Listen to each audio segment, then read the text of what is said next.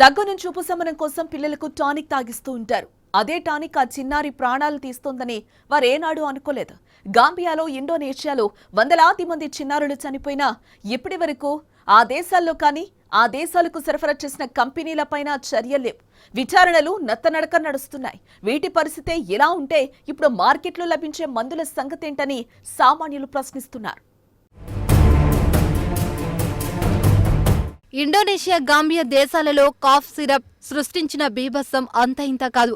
ఇప్పటికీ ఇంకా దగ్గుమందు దుర్మార్గులపై దర్యాప్తు జరుగుతూనే ఉంది. ఇంకా ఏ చర్యలు తీసుకున్నట్టు కనిపించడం లేదు. ఇండోనేషియాలో పిల్లల మరణాలకు కారణమవుతున్న సిరప్ ను బ్యాన్ చేసిన ప్రభుత్వం దానికి బదులు టాబ్లెట్లను పొడి చేసి వాడమంటోంది. ఈ ఏడాది ఇండోనేషియాలో 157 మంది చిన్నారులు ప్రాణాలు పోగొట్టుకున్నారు. అనధికారికంగా మరెంతమంది చనిపోయారో ఇంకా లెక్కలు తేల్చడం లేదు. చనిపోయిన చిన్నారులంతా కిడ్నీ సమస్యలతో పాటు ఇతర రుగ్మతలు ఎదుర్కొన్నారు. దానికోసం దగ్గుమందు టానిక్ తాగించారు.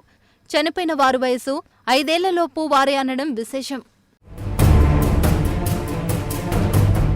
పిల్లలకు ఇచ్చిన మందులు కలుషితం కావడమే ఇందుకు కారణమని భావిస్తున్నారు. ఈ నేపథ్యంలో సుమారు 100 రకాల సిరప్లను ప్రభుత్వం నిషేధించింది.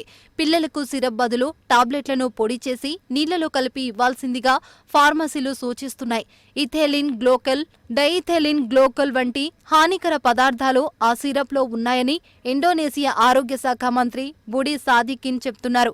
ఏసీలు, ఫ్రిడ్జిలు వంటి వాటిలో ఆ పదార్థాలను యాంటీ ఫ్రిజ్ సొల్యూషన్ గా వాడుతారు. కాస్మెటిక్స్ లోనూ కొద్ది మోతాదులో ఉపయోగిస్తారు. అలాంటి వాటిని ఔషధాలు ఉపయోగించుకోకూడదని ప్రపంచ ఆరోగ్య సంస్థ WHO చెప్తుంది. అటు గాంబియాలోని ఇండోనేషియా ఘటనకు ముందు 70 మంది పిల్లలు ఇలాగే చనిపోయారు.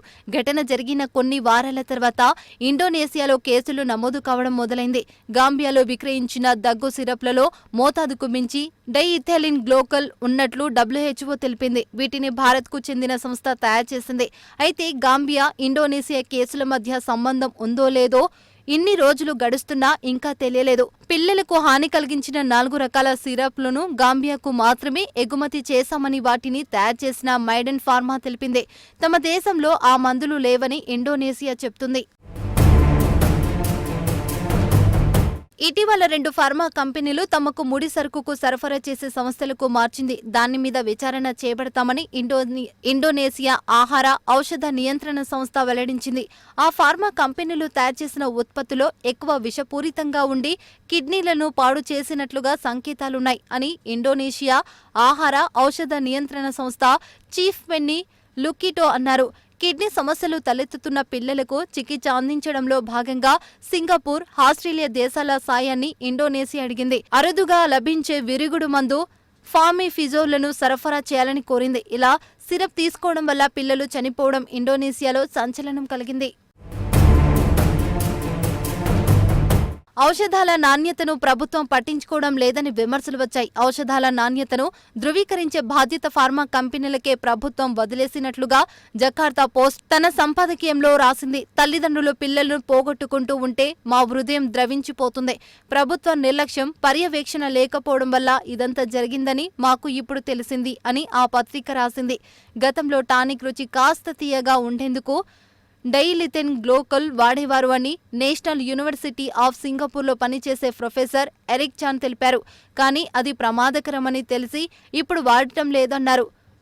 డైఇథైలిన్ గ్లోకల్ శరీరంలోకి ప్రవేశించిన తర్వాత అది డిగ్లికోలిక్ యాసిడ్గా మారుతుంది. ఇది కిడ్నీ కణాలను నాశనం చేస్తుంది.